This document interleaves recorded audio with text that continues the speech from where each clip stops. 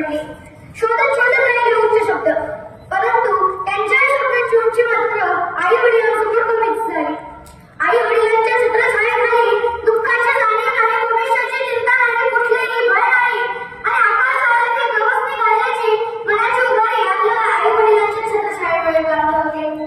आई वडिलांविषयी विचार येतो की आई वडील ते दिवस आहे, कारण देवाला स्नान घाला, देवाला नैवेद्य दाखवा, देवाला कपडे घाला, त्याला देवघरामध्ये ठेवा, या गोष्टी आपल्याला देवासाठी करायला लागतात. परंतु आपल्या आई बाबा आपल्यासाठी करत असलेल्या कष्टाच्या भावनाचं स्नान करतात, स्वतःचे घाटे कपडे घालतात, मुलाला चांगले कपडे देतात, स्वतः उपाशी राहून मुलाच्या जेवणाची व्यवस्था करतात आणि आयुष्यभर इच्छा मानून जगत जगत मुलाच्या भविष्याची, घराच्या शिक्षणाची व्यवस्था करतात.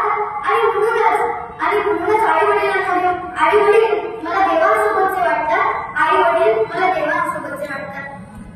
तर या सृष्टीचे निर्माते भगवंत असतीलही, परंतु माझ्या सृष्टीचे, माझ्या संपूर्ण दुनियेचे निर्माते माझे भगवंत, माझे देव, माझे आई वडील आहेत. या विश्वाचे दर्शन, या मातीचा स्पर्श, या समानाचा परिचय, माझा आनंद, माझे सुख, माझे संपूर्ण जीवन याला अर्थ तेव्हाच येतो जेव्हा मी माझ्या आईच्या पोटी जन्म घेतो आणि माझ्या वडिलांचं नाव माझ्या नावापुढे लावतो. जननी जन्मभूमीश्च स्वर्गादपि गरीयसी. माझी माझ्या जननी मला स्वर्गापेक्षाही श्रेय आहे.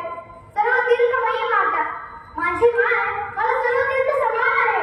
सर्व देव मय पिता माझे वडील मला सर्व देवाला समान आहेत. तर कारण तीर्थदर्शन घ्यावं, पण पवित्र व्हावं, अगदी करुणा मनामध्ये दाटावी, अगदी तसं जायचं दर्शन घेतल्या मन भरून येतं.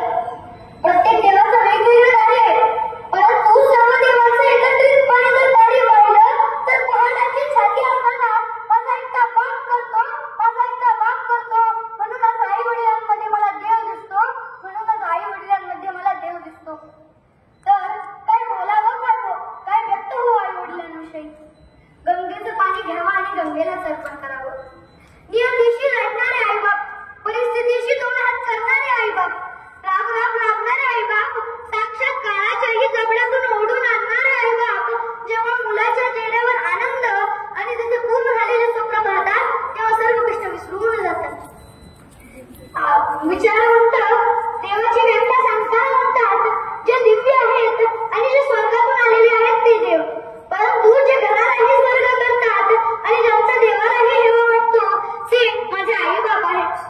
जगाच्या पाठीवर कोणतेही नाते म्हणले की खोटेपणा झालाच, राजकारण झालंच, स्वार्थ साधला गेलाच, परंतु आई वडिलांच्या नात्याने नेहमीच यज्ञ केला.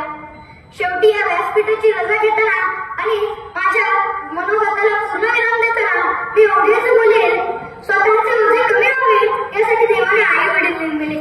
स्वतःचे ओझे कमी व्हावे यासाठी देवाने आई वडील निर्मिले.